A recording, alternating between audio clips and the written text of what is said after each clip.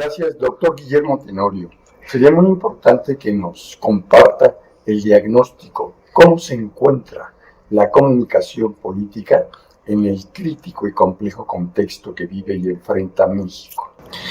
Bueno, esa es una pregunta que tendría muchas posibles respuestas, sobre todo de cara a toda la fenomenología que observamos en distintos sistemas políticos del mundo y de los cuales México tampoco se zafa, ¿no?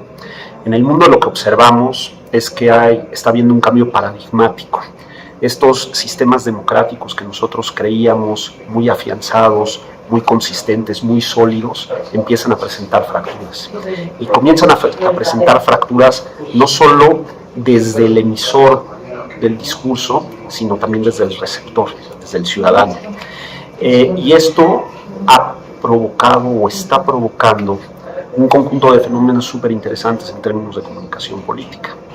Hoy, por ejemplo, el tema de la emotividad es un tema importantísimo.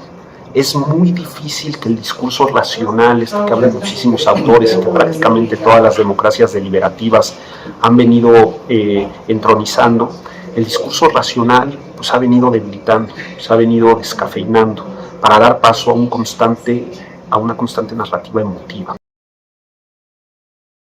Otro tema que nos tiene muy preocupados, sin lugar a dudas, es el tema de la polarización. Esto que se ha vuelto una especie de lugar común, en realidad no lo es, y es algo que nos debería de preocupar a todos, porque la polarización produce los peores efectos para cualquier democracia. La polarización lo que hace es desgajar a los que tienen que estar engranados. A todos aquellos que tenemos que comunicarnos, donde tenemos que tender puentes, nos rompe. Porque la polarización produce un efecto de cascarón que nos envuelve para no dialogar con el otro.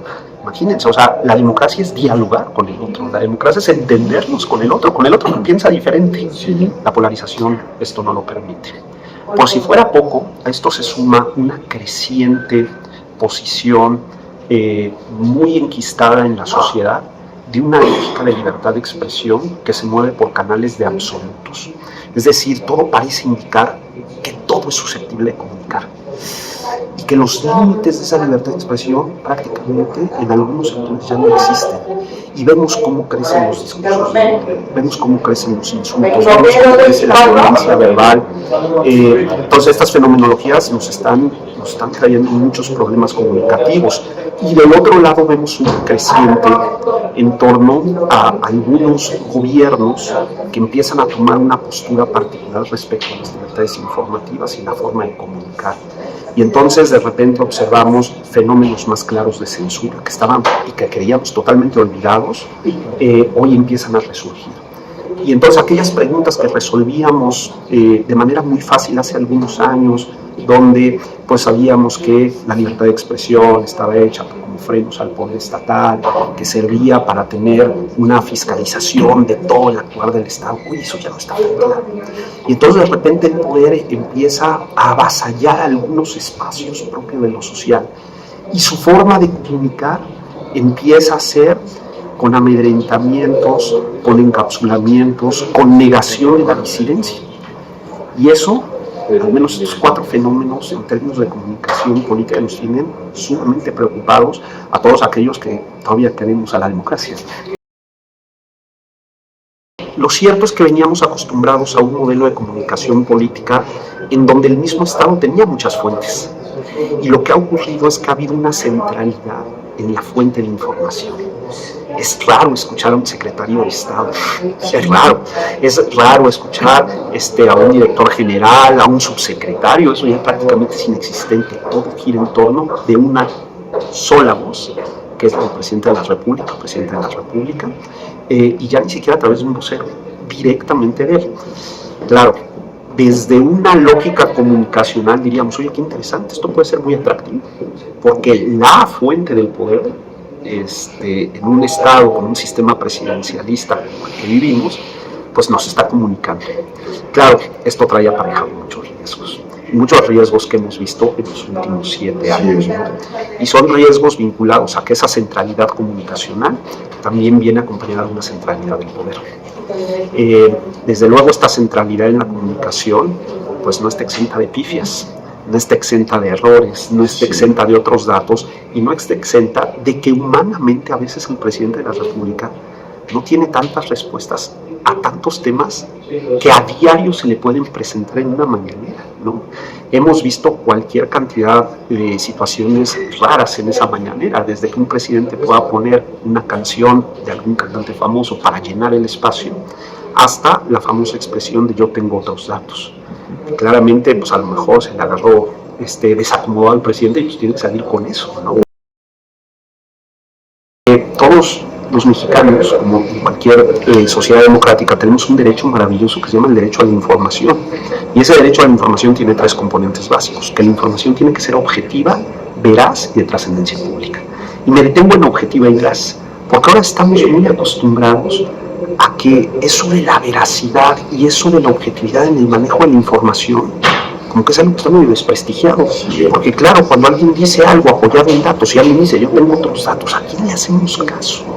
Todo este fenómeno de las famosas fake news, de la posverdad, pues es todo un fenómeno que viene acompañado a una duda de todo ciudadano de saber cuál es la verdad de la información. Y ahí, pues desde luego, la ciencia aporta mucha verdad, la ciencia que se construye en cualquier universidad. La Universidad Panamericana se suma a estas universidades, ¿no?, a decir, oye, pues nosotros trabajamos con criterio de verdad, hacemos ciencia con una metodología históricamente probada para descubrir el fenómeno de la verdad. Pero la investigación periodística no se libra de esto. La investigación periodística tradicionalmente ha sido una investigación muy seria que, cuando la sumamos adecuadamente a la democracia y a la comunicación política, nos ha permitido descubrir muchísimas cosas del poder que a lo mejor antes no sabíamos.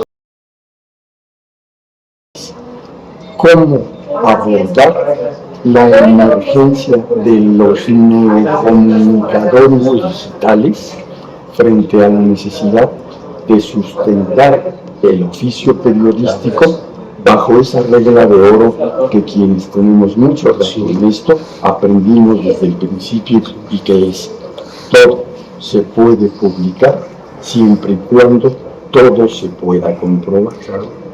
Ese es uno de los grandes retos que hoy tiene la comunicación política. Y en general la comunicación. Hemos visto cómo en los últimos años un conjunto de personas, casi todos, nos creemos ya comunicadores, y comunicamos cualquier cantidad de cosas sin reparo alguno de lo que los profesionales de la información hacen, que es trabajar bajo la lógica de la responsabilidad informativa. Un comunicador profesional, antes del advenimiento de la sociedad tecnológica, era sumamente responsable en el cuidado de sus fuentes, en el cuidado de lo que comunicaba, en la construcción de la información que comunicaba. Hoy no, hoy es totalmente desprolijo. Tenemos tiktokers, youtubers que comunican absolutamente todo sin el más mínimo cuidado de la información, sin el más mínimo cuidado de confirmar lo que están diciendo. No es gratuito que hoy estoy seguro que todos los que vean esta nota, pues les habrá pasado que les llega cualquier cantidad de información falsa. Información falsa simple y sencillamente que contamina la acción comunicativa. Yo soy de la idea que buena parte de la degradación comunicacional que tenemos está en función del advenimiento de todos estos neocomunicadores que, sin ningún tipo de responsabilidad, inundan el espacio público con información que no sirve y que confunde. Entonces, me parece que ahí sí hay un riesgo. Me parece que hemos descuidado mucho el tema de responsabilidad informativa, y en un ánimo de proteger la libertad de expresión, que está muy bien protegerla y hay que tener una libertad de expresión súper robusta, le hemos abierto la puerta a estos nuevos informadores que se asumen como tal, o sea, como que se desgajan de esta careta ciudadana para informar, pero cuando queremos ponerle algún tipo de responsabilidad, dicen, no, yo soy muy ciudadano. Y entonces ya no hay nada que hacer con ellos. Favorecemos la libertad de expresión, pero descuidamos la responsabilidad informativa. Y ahí me parece que sí sería muy bueno generar alguna conversación para platicar de las responsabilidades de quienes informan.